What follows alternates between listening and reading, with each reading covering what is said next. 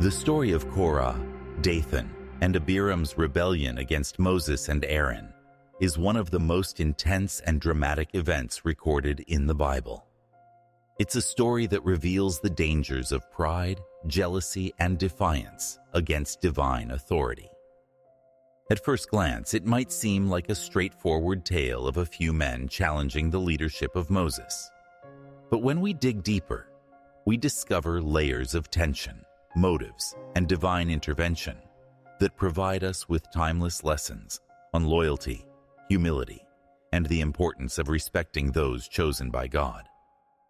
It all begins in the wilderness, during the long journey of the Israelites from Egypt to the Promised Land. After being miraculously delivered from slavery in Egypt, the Israelites had witnessed numerous signs of God's power and guidance. From the parting of the Red Sea to the giving of the 10 Commandments at Mount Sinai, they had seen God's presence in undeniable ways. But despite all these wonders, the journey through the wilderness was far from easy. Hunger, thirst, and the harshness of desert life constantly tested their faith. And when things got tough, complaints began to spread through the camp like wildfire. In this atmosphere of tension and frustration, a group of leaders saw an opportunity. Korah, a prominent member of the tribe of Levi, along with Dathan, Abiram, and On from the tribe of Reuben, began to question Moses and Aaron's authority. Korah, especially, had a unique position. As a Levite, he was already given special duties in the service of the tabernacle. He and his family were responsible for carrying the sacred items of the sanctuary whenever the Israelites moved from one place to another. But Korah wasn't satisfied with his role. He believed he deserved more. The spark of rebellion that Korah ignited was rooted in a desire for power and recognition. He looked at Moses and Aaron, the two men who stood at the forefront of Israel, and thought to himself, "Why them and not me?" Korah wasn't alone in this sentiment. Dathan and Abiram, from the tribe of Reuben, the firstborn tribe of Israel, had their own grievances. They felt that their tribe had been slighted, that Moses and Aaron had taken control away from them and placed themselves in positions of absolute power. Together, Korah, Dathan, and Abiram stirred up a group of 250 prominent leaders, men respected in the community, and they marched toward Moses and Aaron to make their demands known. Imagine the scene: a group of 250 men, influential and respected, led by Korah, Dathan, and Abiram, confronting Moses and Aaron. The air is thick with tension as they stand face to face, questioning the very authority that God had established. Their words were bold, their tone accusatory. "You have gone too far," they declared. "The whole community is holy, every one of them, and the Lord is with them. Why then do you set yourselves above the Lord's assembly?" These were strong words. Korah and his followers were essentially accusing Moses and Aaron of acting as if they were better than everyone else, of elevating themselves above the rest of the community. They argued that all the people were holy, that God's presence wasn't limited to just Moses and Aaron. In their eyes, Moses and Aaron had no right to be in positions of leadership over the rest of Israel. To them, this was an issue of equality and fairness. But the rebellion went deeper than just a call for equality. Korah's actions were rooted in pride and a desire for power. He didn't simply want everyone to be equal. He wanted to be elevated. Korah was essentially saying, "If Moses can lead, why not me? If Aaron can serve as high priest, why not one of us?" This wasn't about service to God or the welfare of the people. It was about ambition and jealousy. Korah was attempting to dismantle the structure that God had put in place for his people. Moses, hearing their accusations, was deeply disturbed. This wasn't just a personal attack. It was a rebellion against God's established order. Moses knew that he had not chosen this position for himself. God had called him, often against his own wishes, to lead the people of Israel. He had not sought out this authority. In fact, he had tried to avoid it, arguing with God at the burning bush and pleading for someone else to take on the responsibility. Aaron, too, was appointed by God to serve as high priest, a role that came with immense responsibility and spiritual weight. For Korah and his followers to question this was to question God's wisdom and sovereignty. In response to their accusations, Moses fell face down, a gesture of humility and perhaps even despair. He knew the gravity of the situation and the potential consequences of their rebellion. After a moment of silence, Moses spoke. He didn't defend himself or Aaron. Instead, he proposed a test to let God reveal who truly had his favor. In the morning, Moses said, "The Lord will show who belongs to him and who is holy, and he will have that person come near him. You, Korah, and all your followers are to do this. Take censers and put burning coals and incense in them before the Lord. The man the Lord chooses will be the Holy One." The challenge was set. Moses was essentially saying, "Let God decide." He knew that the authority he held was not something he could defend with words alone. It had to be affirmed by God himself. Moses also warned Korah and the other Levites involved that their rebellion wasn't just against him and Aaron, but against God. Isn't it enough for you that the God of Israel has separated you from the rest of the Israelite community and brought you near himself to do the work at the Lord's tabernacle and to stand before the community and minister to them? Moses asked Korah, reminding him that he already held a privileged position among the people. But Korah was not swayed. His ambition and pride blinded him to the gravity of his actions. Moses then summoned Dathan and Abiram, but they refused to come, sending a message back instead. Their response was filled with bitterness and disrespect. "Isn't it enough that you have brought us up out of a land flowing with milk and honey to kill us in the wilderness?" they retorted. "And now you also want to lord it over us? Moreover, you haven't brought us into a land flowing with milk and honey, or given us an inheritance of fields and vineyards. Do you want to treat these men like slaves? No, we will not come." Their words were sharp and defiant, echoing a sentiment of betrayal and disappointment. They accused Moses of leading them on false promises, of taking them out of Egypt only to leave them wandering in the wilderness with no end in sight.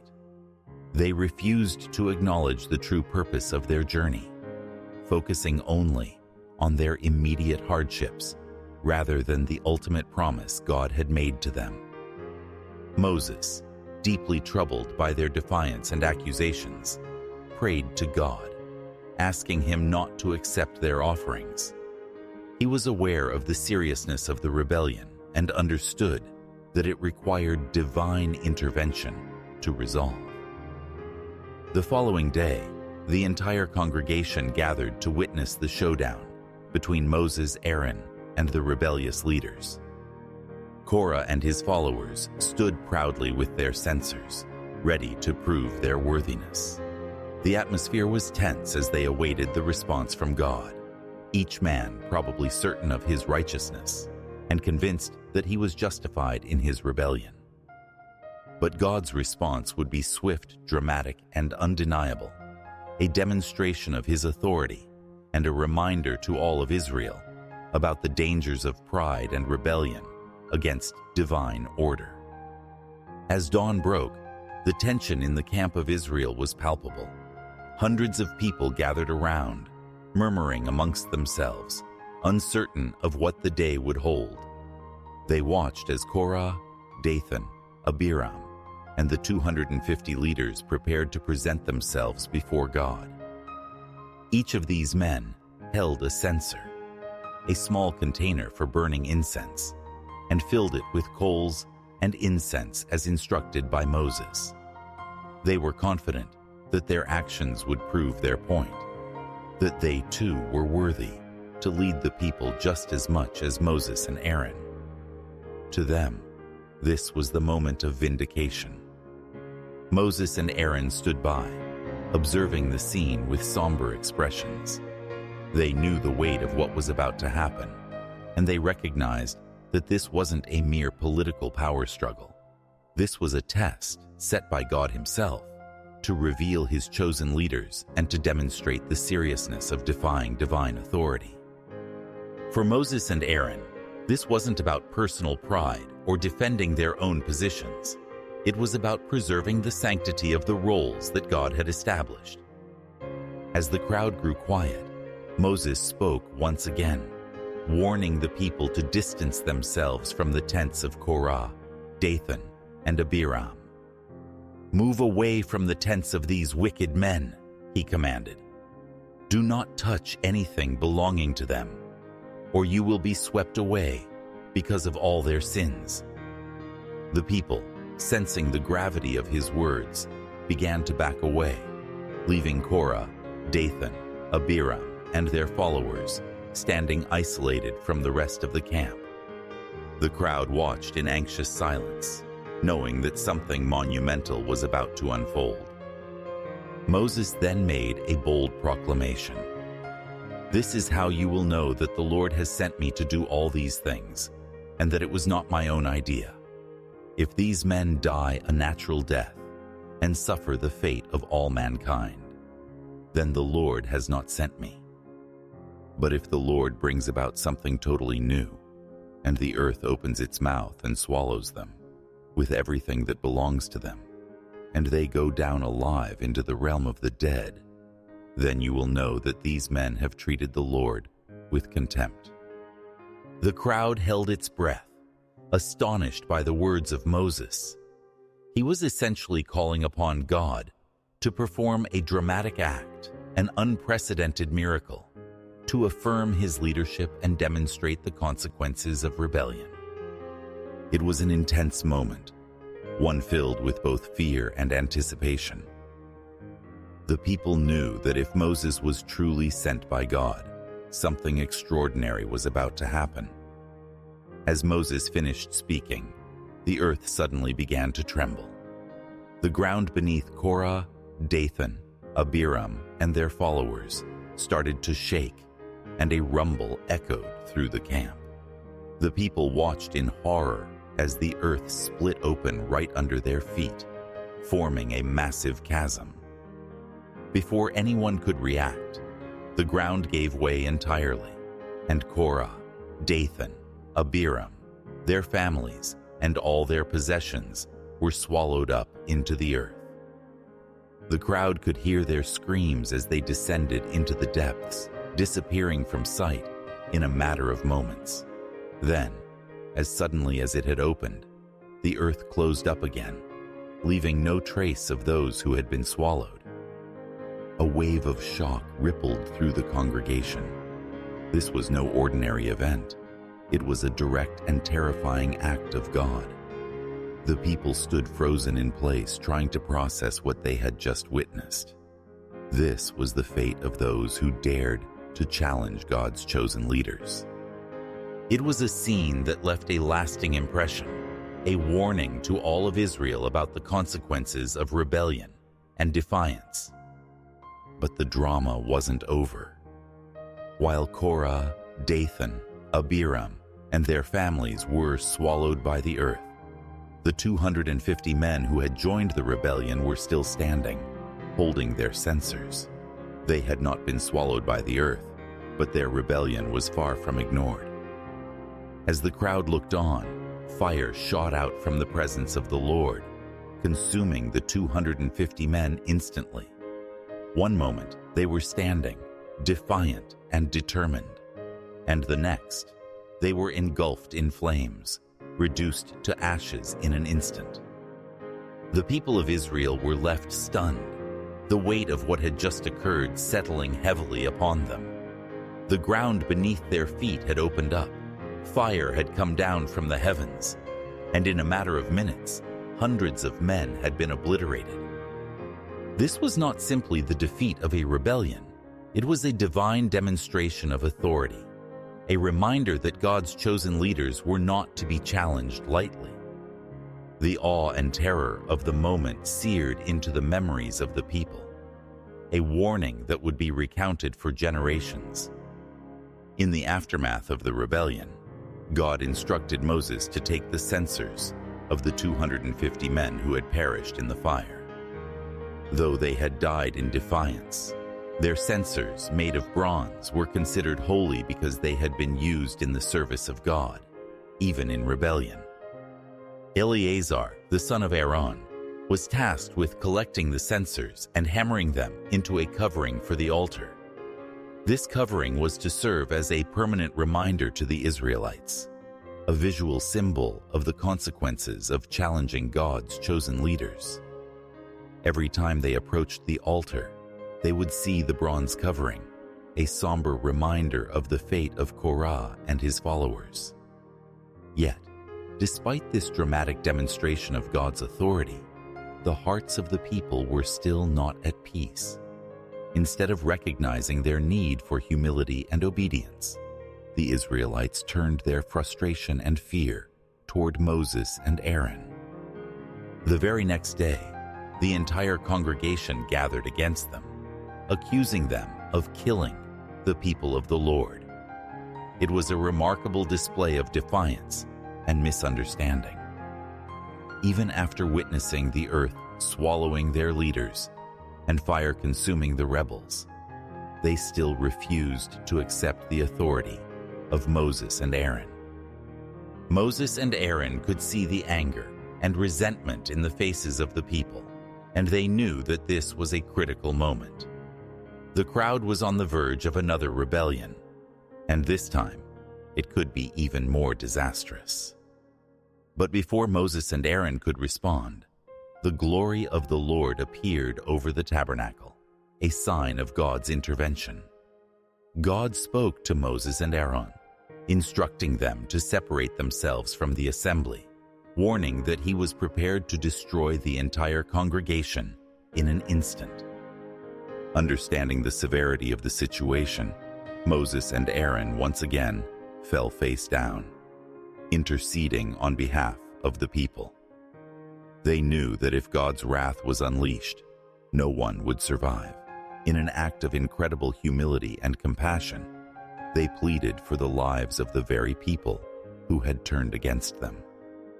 Moses then instructed Aaron to take a censer, fill it with incense, and make atonement for the people, standing between the living and the dead to stop the plague that God had sent as a judgment.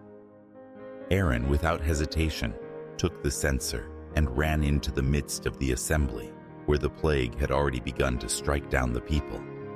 He stood between the living and the dead, offering the incense as a symbol of intercession, pleading with God to show mercy. It was a dramatic moment, one that highlighted Aaron's role as high priest and intercessor for the people. As he stood there, the plague stopped, sparing the lives of those who had not yet been affected. When the plague finally ceased, the toll was staggering. Over 14,000 people had died as a result of the rebellion and its aftermath. The people were left to mourn their dead and reflect on the events that had unfolded. The rebellion of Korah, Dathan, and Abiram had led to unimaginable loss, not only for those directly involved, but for the entire congregation. It was a sobering reminder of the consequences of pride, jealousy, and defiance against God's chosen leaders. The bronze covering on the altar, made from the censers of the 250 men, remained as a permanent reminder. Every time the people saw it, they would remember the fate of Korah and his followers and the terrible price of rebellion. The story of Korah, Dathan, and Abiram became a lesson for generations to come, a powerful warning against the dangers of challenging divine authority. Through this tragic event, God had made his position clear. He had established Moses and Aaron as leaders, not because of their own merit, but because of his divine choice. The Israelites learned, through painful experience, that God's order and authority were not to be taken lightly. In a journey marked by moments of divine intervention and human failing, this episode stands as one of the most powerful and dramatic events in the history of Israel. The aftermath of the rebellion left the people of Israel in a state of shock and reflection. The death of Korah, Dathan, and Abiram, along with their families and followers, was an undeniable reminder of God's intolerance for defiance against his chosen leaders. The people had witnessed something terrifying, a physical demonstration of divine judgment. The earth had swallowed men whole, and fire had descended from heaven, consuming others instantly. But even as they processed this, they had nearly faced another disaster. A plague that had broken out among them had claimed thousands of lives before Aaron's brave intercession stopped it. Despite the devastation, the rebellion of Korah and his followers left a profound lesson imprinted in the minds of the Israelites. God's authority was absolute, and the structure he had established for his people was not up for debate or alteration.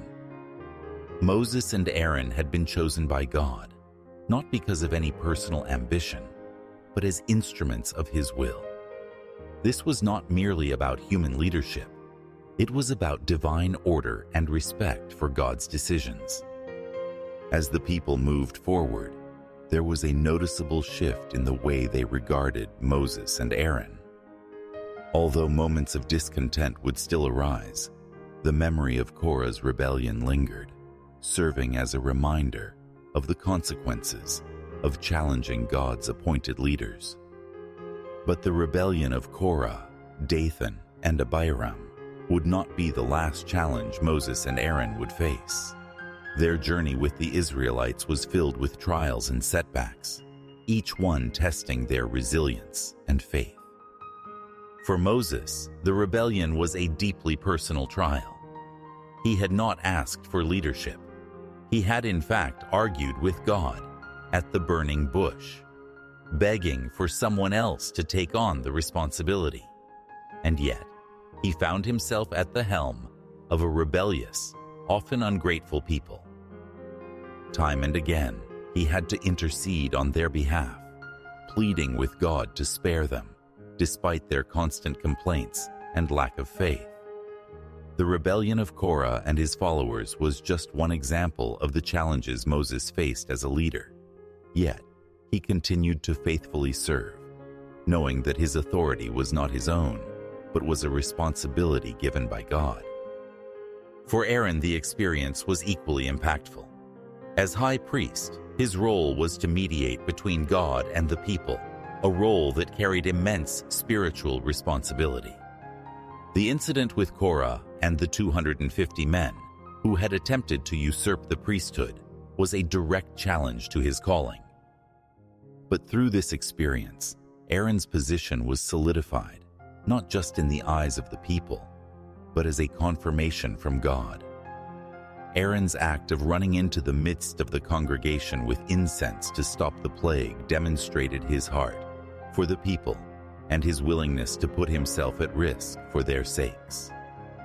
The story of Korah's rebellion would become part of Israel's collective memory, a story passed down through generations. For the Israelites, it served as a cautionary tale, a reminder of the seriousness of defying God's authority, in a time when they were still learning what it meant to be a nation chosen by God. Incidents like these helped shape their understanding of obedience, loyalty, and the importance of unity under God's appointed leaders.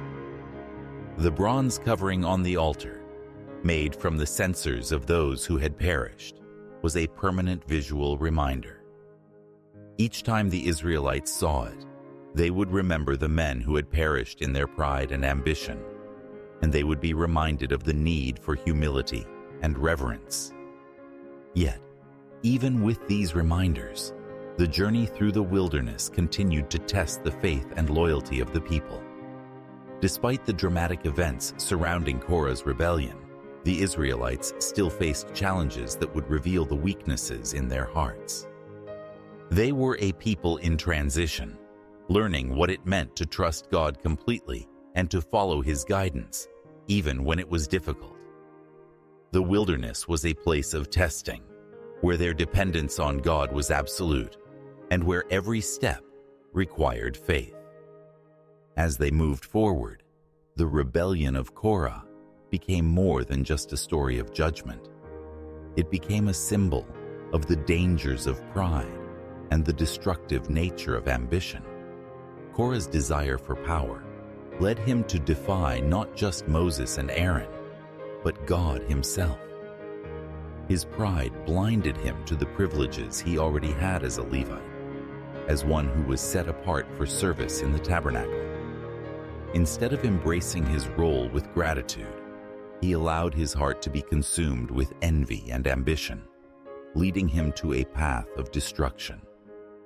The story also highlighted the importance of unity and respect within the community. The Israelites were on a journey together, each with a role to play. Korah's rebellion was a disruption, a fracture in the unity that was essential for their survival and success. By challenging Moses and Aaron, Korah threatened to undermine the foundation of their community, a foundation that had been carefully established by God. For Moses, the experience was both painful and humbling. He had to endure the accusations and insults of those who doubted his intentions, despite the fact that he had given up a life of comfort and privilege in Egypt to lead them. Time and again, Moses had to remind himself that his role was not about personal power or glory. It was about serving God's purpose. His response to Korah's rebellion was not one of anger or self-defense, but of humility and reliance on God. He allowed God to vindicate him, trusting that the truth would be revealed through God's actions, not his own words. The story of Korah's rebellion is a powerful reminder for all generations about the importance of humility, respect for divine authority, and the dangers of pride and ambition. It's a story that speaks to the human condition, to the struggles we all face with envy, power, and the desire for recognition. Korah's mistake was not simply a political miscalculation. It was a failure to recognize and respect the sacred structure that God had put in place. In our own lives, we can see reflections of Korah's rebellion whenever we encounter situations where pride and ambition drive us to challenge or undermine others. The story encourages us to examine our motives, to ask ourselves whether we are seeking to serve or to be served, whether we are lifting others up or tearing them down. It reminds us of the importance of gratitude, of recognizing the roles we have been given and embracing them with humility and dedication. As the Israelites continued their journey through the wilderness, the memory of Korah, Dathan, and Abiram's rebellion lingered as a sobering lesson. It was a reminder of what could happen when they allowed pride and ambition to take root in their hearts. The wilderness was a place of testing, a place where their faith was refined and their loyalty to God was put to the test. Each challenge they faced was an opportunity to grow, to learn, and to become the people God had called them to be. And in the years that followed, the story of Korah's rebellion was retold, generation after generation. It became a story that defined a key moment in Israel's history, a moment when the entire community was forced to confront the consequences of rebellion against divine authority. For the children of Israel, It was a lesson that would shape their understanding of leadership, obedience, and the importance of unity under God. Ultimately, the story of Korah's rebellion is a story of judgment, but it's also a story of mercy. Despite the severity of the punishment, God spared the rest of the people, giving them a chance to learn from the mistakes of those who had perished. The tragedy of Korah, Dathan, and Abiram serves as a powerful warning, but it also offers a path forward, a reminder that while God is just, He is also merciful. For those who seek Him with humility and sincerity, there is always an opportunity for redemption. The bronze covering on the altar became a symbol of that balance between judgment and mercy. It was a reminder that God's justice is real and absolute, but it was also a reminder that, even in judgment, there is a chance for the community to learn, to grow, and to become stronger. For the Israelites, the memory of Korah's rebellion was a call to faithfulness, a call to trust in God's wisdom and to respect the leaders He had appointed. As they moved toward the Promised Land, the people carried with them not just the story of Korah's rebellion, but the lessons it imparted. They were a people shaped by both triumphs and failures, a people whose identity was forged in the wilderness, under the guidance of God and His chosen leaders. And in their journey, they learned that true strength comes not from defiance, but from humility, obedience, and faith. The story of Korah, Dathan, and Abiram stands as a timeless reminder of the dangers of pride and the beauty of humility. It is a story that continues to speak to us today, inviting us to consider our own hearts, our own ambitions, and our own relationship with divine authority. In the end, the path of humility and obedience is the path that leads to life, while the path of pride and rebellion leads only to destruction.